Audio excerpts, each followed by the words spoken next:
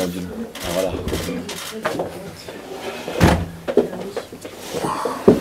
Tu restes à côté de moi. Bonjour. Bonjour. Bonjour tout le monde. Madame, messieurs, bienvenue à cette conférence de presse avant le match olympique de Marseille-Salzbourg. Vous êtes en présence d'Adil Rami et de Rudy Garcia. Je vais vous demander de poser vos questions comme vous voulez. Un coup pour le coach, un coup pour le joueur. En français, pas d'Autrichien, pas d'interprète, ça va aller vite. Voilà. Vous pouvez y aller. Adil, tu as joué tous les matchs, juste le match où tu es sorti sur ta blessure à l'épaule, et tu as raté le match suivant. Sinon, à chaque fois, tu as fait les 90 minutes. À Metz, à l'issue du match de Metz, tu disais que tu avais demandé au banc s'il était possible de sortir, de souffler un peu. Est-ce que ce match-là, c'est l'occasion idéale de sortir, ou tu te dis que la seule fois où tu as loupé un match doit en apprécier, selon tu vaut mieux que tu pas sûr. Il est sorti lors d'un match, Adil. Ah oui, mais il est sorti. À la 85e. Attends. Il est trop près du... Ah.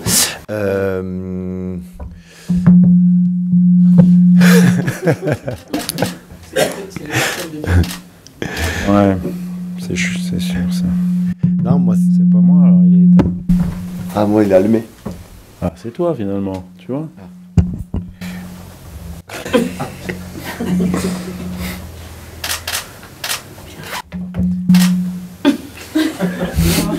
C'est bon. C'était quoi la question déjà? Oui. Si tu voulais pas plus jouer du tout. Tu veux faire ta carrière? Non, moi j'essaie de profiter de ma carrière à fond, à 100%.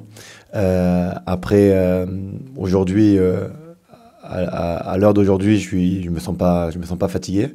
Et après, je dois respecter les choix du coach. Mais aujourd'hui, je demande que ça. Mais on a eu Flo quand on l'a interviewé après Guingamp. Il disait que ça commençait un petit peu à faire mal aux jambes, l'enchaînement des matchs. Depuis, il y a eu 2 matchs à l'extérieur. Est-ce que malgré tout, souffler, ça ne te ferait pas du bien aussi? Peut-être, je sais pas. Parfois après les matchs, enfin surtout les lendemains de match, parfois ça pique, mais ça c'est logique. On se sent fatigué, mais après, je pense qu'on est très, très bien entouré pour pouvoir avoir une bonne récupération. Et aujourd'hui, je m'en plains pas et je me porte bien. Après voilà, je discute avec le staff médical et préparateur physique. Et aujourd'hui, c'est à eux de prendre la décision. Rudy, Strasbourg, c'est un club formateur, surtout post-formateur. Ils sont déjà premiers du groupe. Il y a de bonnes chances qu'ils fassent tourner demain. Oui, on a traduit, t'inquiète.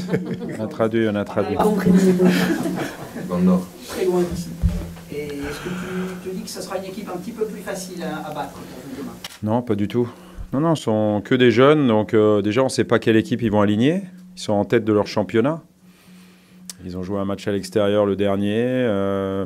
Est-ce qu'il va faire tourner? Je ne sais pas. Est-ce que s'il fait tourner, ce ne sera pas pire?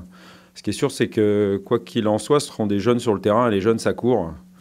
Voilà, donc moi, je m'attends à une opposition difficile, à aucun cadeau de l'adversaire. Il faudra qu'on les prenne à la gorge et qu'on joue pour gagner. Et pourtant, c'est ce qu'on avait fait déjà sur les 3 déplacements.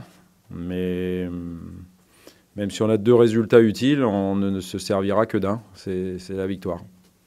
J'ai l'impression, ta prudence, mais est-ce que malgré tout le fait qu'un nul suffit, ça peut modifier ta composition d'équipe? Non. Non, aucun. Le match dimanche, il ne compte pas, il n'existe pas, il n'est pas important. Celui de demain, c'est un match sec, décisif. Voilà, on veut se qualifier pour les 16e de finale d'Europa League, donc on mettra toutes nos forces dans ce match-là et dans rien d'autre. Quelle impression vous ont laissé les Autrichiens lors du match avec? Très bonne. Une équipe qui a un système de jeu qui n'est pas très utilisé. Son fameux 4-3-1-2 qui met beaucoup de densité dans l'axe. Comme on vient de jouer Montpellier avec beaucoup de densité dans l'axe, on s'y est bien préparé. La grande différence, c'est que Montpellier joue tous derrière, alors que Salzbourg, il presse haut. Voilà, c'est une équipe avec de la qualité, des bons tireurs de coups de pied arrêtés. On avait fait jeu égal à l'aller, mais on avait beaucoup reculé en deuxième période. Et du coup, on avait pris un but bien construit. Non, c'est une équipe difficile qui, de toute façon, est sûre d'être première. Mais encore une fois, je pense qu'ils ne viendront pas ils ne viendront pas en visite à Marseille. En plus, c'est l'hiver, il y a moins de choses à faire qu'en été. Non, trêve de plaisanterie, voilà. Moi, je les prends très au sérieux et je pense qu'ils ne nous feront pas de cadeaux. Dans votre schéma de jeu, vous demandez beaucoup de participation active des latéraux. Oui. Jordan m'a dit sera suspendu. Est-ce possible, est-ce que ça change quelque chose d'avoir un droitier à gauche dans votre choix? Vous dites que la participation, on parle de Saka, il va être moindre sur ce côté, ou il faut absolument un gaucher, ou alors il peut rentrer Non, mais généralement, on a beaucoup de latéraux droits qui peuvent jouer à gauche. L'inverse n'est pas spécialement vrai. Des latéraux gauche qui jouent à droite, il n'y en a pas beaucoup. Comme c'est une équipe qui joue sans ailier, on va dire, pour parler à l'ancienne, nos latéraux seront libres et beaucoup de relances passeront par eux. Donc c'est vrai qu'il faut qu'ils soient offensifs et capables de lancer les attaques. Donc Hiroki le fait très bien à droite. Est-ce qu'il le fera très bien à gauche? On peut penser qu'il le fera moins bien, mais Bouna le fera très bien à droite. Donc a priori, les latéraux, ça devrait être ça demain, sauf surprise de dernière minute. Mais très honnêtement, j'ai pas beaucoup de solutions et ça me paraît être la meilleure. La surprise pourrait être Christopher Ancel? Non, parce que comme il a signé trop tard, j'ai aucune visibilité par rapport à lui. Il aurait fallu qu'il signe plus tôt, je l'aurais mis depuis longtemps. Et puis j'aurais des paramètres qu'aujourd'hui je n'ai pas, c'est trop risqué, donc bien évidemment, il ne débutera pas. Est-ce que tu sens, Rudy, l'équipe un peu fatiguée? On a vu dimanche, bon, c'était compliqué encore une fois, c'était une équipe qui était tout derrière, ok, mais on a senti un peu moins de jus, ce qui peut être véritablement compréhensible. Est-ce que tu te dis vivement la trêve? Non, vivement qu'on gagne le prochain match demain et celui d'après, c'est simplement ce qui m'anime. Après, que certains soient un peu entamés, c'est un peu logique. Mais encore une fois, je crois que, j'ai pas les stats, mais à chaque fois qu'on a joué en championnat après la Coupe d'Europe, on a toujours fait des bons résultats. Donc maintenant, on va faire un bon résultat après un match de championnat en Coupe d'Europe. Parce que les joueurs seront motivés. Si on veut se qualifier, il faut une motivation extrême. Je crois qu'on a laissé passer notre chance avant. On aurait pu plier la qualification plus tôt, mais on ne l'a pas fait. Donc on a fait des résultats qui n'étaient pas conformes à ce qu'on aurait pu faire, surtout sur les derniers déplacements. Mais bon, on a encore une fois notre destin entre nos mains et 2 résultats utiles sur 3, donc on va dire 2 chances sur 3 de se qualifier. Mais il ne faut pas s'endormir là-dessus. Voilà, faudra faire un match plein. Et puis encore une fois, ne jouer que pour gagner. Le match nul, moi, ne m'intéresse pas du tout. Adil, comment tu expliques les difficultés que vous avez rencontrées tout à l'heure en face de groupe, justement? On s'attendait à ce que l'on soit peut-être un peu plus dominateur dans ce groupe-là. Ouais, je sais pas. Après, c'est vrai que l'Europa League, on la sous-estime, mais il y a aussi des très bonnes équipes. Il y a aussi des joueurs qui n'ont pas l'habitude de jouer, qui avaient besoin de temps de jeu aussi parfois, et ils ont besoin de prendre le rythme aussi. Et pour pas mal d'entre nous, c'est aussi une découverte. Donc on est en apprentissage pour certains, et c'est pour ça que c'est bien de la jouer à fond. Oui, je poursuis la question de mon collègue avec vous, Rudy.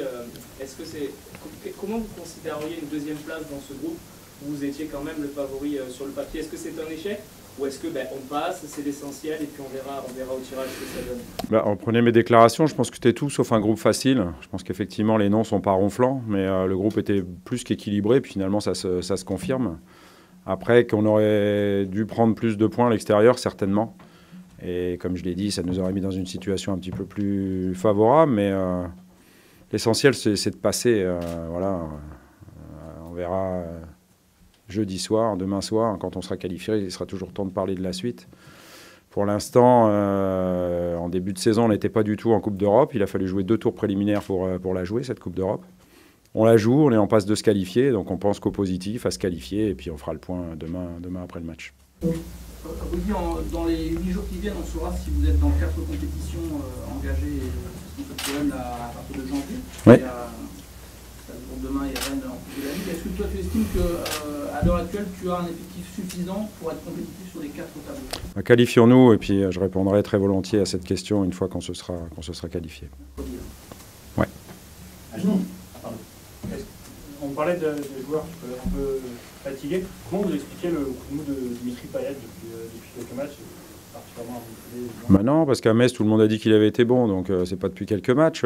Si on parle que du match à Montpellier, personne n'a survolé l'Olympique de Marseille cette rencontre.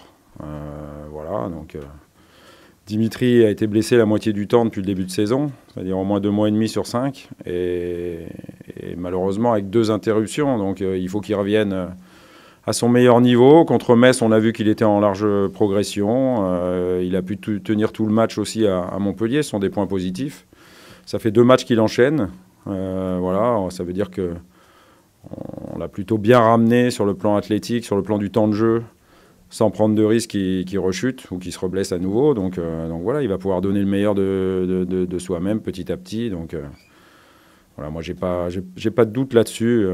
Il faut qu'il continue à travailler sur le plan athlétique pour retrouver sa capacité d'élimination notamment. Mais bon, il est sur une voie normale d'un joueur en retour de blessure. Justement, sur Dimitri, c'est plutôt l'idée de le faire souffler ou d'enchaîner? Je ne sais pas encore, très honnêtement. Je ne sais pas. Il vient de jouer 2 matchs entiers. Ce qui serait bien s'il débute, c'est que je le sorte avant la fin. On verra, je ne sais pas du tout. On verra cet après-midi. Adil, le coach a répondu, on a bien compris, il faut attaquer le match au pied au plancher. Ça ne veut pas dire que tu dois jouer avant-centre. En tant que joueur, est-ce que ça t'est déjà arrivé comme ça de dire que le nul suffit? Est-ce que c'est pas un petit peu compliqué à gérer? Non, sincèrement, de ma part, jamais je me suis posé une question de telle. Je suis un compétiteur et en tant que compétiteur, on se doit de gagner tous les matchs. J'ai jamais joué un match pour jouer le match nul ou pour essayer d'être impossible. Non, mais j'ai pas dit de jouer le match nul. Je veux dire, est-ce que mentalement, on sait que le nul peut nous suffire? Est-ce que ça peut changer l'approche? Non. Toi, qui l'a gagné, est-ce que c'est pareil de raconter aussi le bonheur que c'est d'aller jusqu'au bout? On sait que cette ligue Europa est toujours hyper excitant. Ça devient vraiment très intéressant en allant très très loin. Est-ce que tu reviens toi sur ton parcours? Ouais, j'en ai parlé il y a 2 jours en plus de ça dans les vestiaires avec certains joueurs et je leur ai expliqué que c'est vrai que le match de poule, c'est pas très beau de voyager et puis d'aller au combat. Mais après les matchs de poule, certainement, on va tomber contre des grandes équipes et des équipes qui ont l'habitude de jouer en Ligue des Champions. Et ça va être quelque chose d'appréciable et de pouvoir aussi se jauger. Et c'est des beaux matchs aussi à jouer pour l'Olympique de Marseille, pour nous, le club, les supporters. Donc j'espère qu'on passera les poules et qu'on jouera contre des grosses équipes. Ça, c'est quelque chose que j'aimerais énormément pour nous. Tu as l'impression qu'en France, cette compétition est plus dénigrée En France, je ne sais pas, parce qu'aujourd'hui, je suis à l'Olympique de Marseille et je vais parler que de l'Olympique de Marseille. Et c'est vrai que cette année, ce que j'apprécie, c'est qu'on essaye de la jouer à fond, comme toutes les compétitions. Et je sens l'ambition du club de vouloir être, en tout cas d'aller le plus loin possible dans cette compétition. Et ça se ressent et c'est ce qui me plaît. Pour répondre, excuse-moi Mario, mais pour répondre à cette question, on ne nous aide pas beaucoup à préparer ces matchs-là. Non seulement parce qu'on joue 10 matchs en 30 jours et que c'est inclus dedans, et non seulement parce qu'on a demandé à jouer beaucoup plus tôt qu'à 21h à Montpellier dimanche et que ça ne nous a pas été accordé. Voilà, donc on ne nous a pas mis dans les meilleures conditions, mais c'est pas grave, on passera quand même. Merci Mario. Ça puisse pas se traduire. C'est bon. Oui, Adil, votre match le plus convaincant depuis le début, ça a été, en Coupe d'Europe, ça a été celui où vous étiez obligé d'obtenir un résultat, c'était Domjalé. Est-ce que justement demain, le fait d'être un petit peu de haut mur, même si un nul vous suffit, ça accroît la motivation? Non, la motivation doit y être. On est chez nous, devant notre public. J'espère qu'il y aura du monde demain. Petite parenthèse. Mais en tout cas, voilà, on est motivé. On joue à la maison. Tout le monde rêve de jouer au Stade Vélodrome. Nous, on y est. On a cette chance-là. Donc non, je pense pas que... Et puis quand on joue à l'Olympique de Marseille, la pression est liée à H24. Hein. Non, mais c'est vrai que contre Konya au Guimarães, par exemple, c'était les premières journées. Je dis toujours, il y en a d'autres pour prendre des points. Vous les avez pris, vous avez gagné. Et là, bon, ça peut se finir. Donc, tant que j'ai pas répondu, bon, mais demain on s'en fout, c'est un match pourri, je serai pas tranquille. Pas du tout. Non, mais non, la motivation, en tout cas, je vais parler pour moi individuellement, elle est à 100% et je sens aussi la motivation de mes coéquipiers à 100%. Et on se sent pas de dos au mur, on se doit de gagner parce qu'on est des compétiteurs, on joue à l'Olympique de Marseille et surtout parce qu'on joue chez nous. Bonjour. Tu dois deviner un petit peu de la tête quand on a parlé de l'affluence du public demain. De toute façon, c'est quelque chose de récurrent sur les 3 premiers matchs. Ça ne sera peut-être pas le cas si vous allez plus loin, mais bon, le public ne répond pas favorablement tout le temps à ces matchs de Ligue Europa à Marseille comme ailleurs. Je sais pas, j'ai pas d'études, moi. Non, on a juste les études de l'OM cette saison, c'est pas... Oui, sur cette saison, c'est vrai. C'est ce que je disais, c'est que le groupe, les affiches sont pas très glamour, mais pour autant, les matchs sont difficiles. Voilà, donc comme l'a dit Adil, on n'a qu'un objectif, c'est de se qualifier pour aller en 16e. Parce qu'à partir des 16e, encore une fois, comme l'a dit Adil, on pourrait jouer des grosses équipes, des équipes qui arrivent de Ligue des Champions, et du coup, ça remplirait certainement le Vélodrome. Donc à nous d'aller chercher ça. Vous avez été en grande difficulté au match aller dans le jeu contre Salzbourg. C'est pas vrai, non. En deuxième période, oui. En première, pas du tout. Vous n'avez pas eu beaucoup d'occasions, en tout cas. Non, eux non plus. C'est vrai. Ouais. Comment s'ancrer face à cette équipe qui, justement, vous disiez, a un milieu quand même assez renforcé, et 4 défenseurs aussi, ça fait 7. Donc comment se créer des occasions dans ce match? Être très bon techniquement, avoir surtout une entame de match assez importante, assez forte. Voilà, essayer de marquer vite. Je pense que ça sera quelque chose d'important.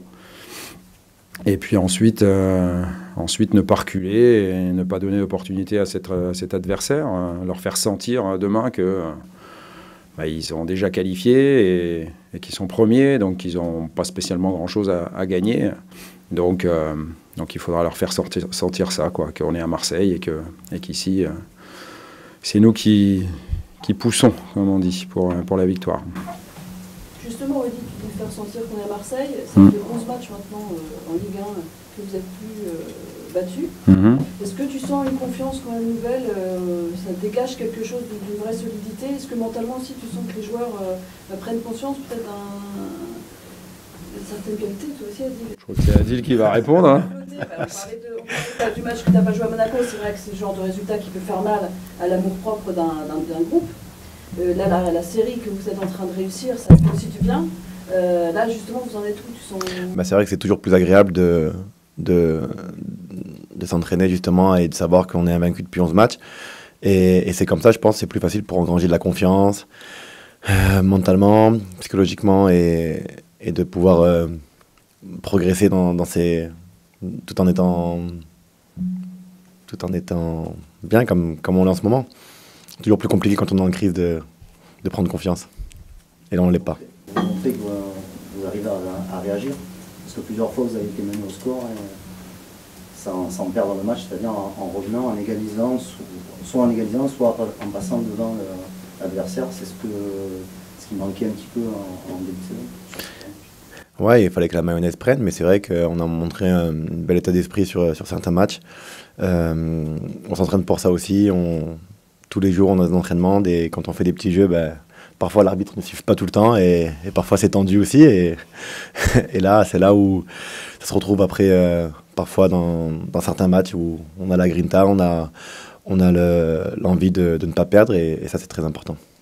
Toi, tu vois, par rapport à tes deux, on va dire que vous êtes 3 à jouer régulièrement en charnière centrale, toi et la paire Rolando-Abdenour, comment tu vois leur concurrence? Est-ce que c'est assez sain? Est-ce qu'ils sont dans un bon état d'esprit? Parce que bon, ils font régulièrement leur match assez correctement. Ouais, je pense qu'ils sont à l'aise, ils sont bien. Bien évidemment, ils ont envie de jouer parce que ça reste des compétiteurs. Et je pense que c'est grâce à mes concurrents que j'arrive à... Joker? Non, c'est grâce à moi. À vous. Que j'arrive à garder aussi la tête froide et un niveau correct. Donc voilà, on a besoin de tout le monde cette année pour aller le plus loin possible. Et voilà. Tu sais que souvent celui qui vient en Ligue Europa, il ne joue pas le lendemain. C'est une stat. Tu t'entraînes pas cet après-midi? Ok, je l'ai connu dans ma carrière. C'est à moi de, peu importe ma situation et ma position, de mettre l'équipe dans des bonnes conditions, peu importe ma position sur le terrain. Une dernière question. Rudy, voir Adil, est-ce que vous avez un petit mot pour l'actualité du jour et le décès de Johnny Hallyday. Enfin, on interroge pas mal de personnalités du sport. Je pense que vous avez été touché dans le film. Oui, bien sûr. Quand on apprend ça ce matin, c'est un monument de la chanson française qui part. On a tous une chanson de Johnny en tête quand on pense à lui. On a tous grandi avec lui. Quelqu'un qui a passé les générations, qui a su se renouveler. Ouais, ça fait drôle. C'est comme si c'est quelqu'un de la famille qui partait, quoi. C'est assez bizarre. Voilà, donc c'est hors foot, mais ça fait partie de l'actualité du jour, ouais, ça c'est sûr. Bien sûr, moi j'ai des musiques de lui dans mon téléphone et souvent dans les douches, je chante ses chansons. Donc ça m'a fait bizarre ce matin. Moins bien que lui. Hein. Moins bien que lui. Je crois que mon refrain préféré c'était toute la musique que j'aime. Elle vient de là, mais du blues. Les mots ne sont jamais les mêmes pour exprimer ce qu'est le blues. Ah. Zapping, à jouer. Voilà, très triste. Je crois qu'on va finir là-dessus. Hein. Merci. Entraînement à 17h30. Non, 30. Non, 15 premières minutes. Merci. Merci. Oui, mais 15 premières minutes. À 17h30.